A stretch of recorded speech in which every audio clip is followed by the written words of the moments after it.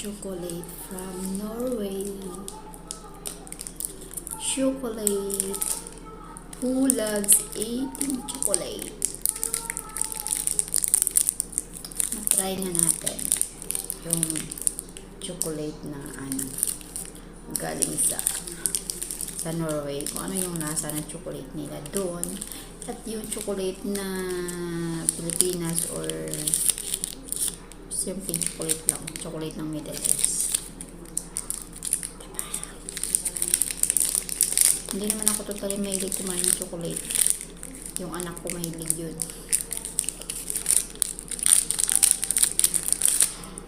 Eating chocolate! Yum, yum, yum, yum, yum.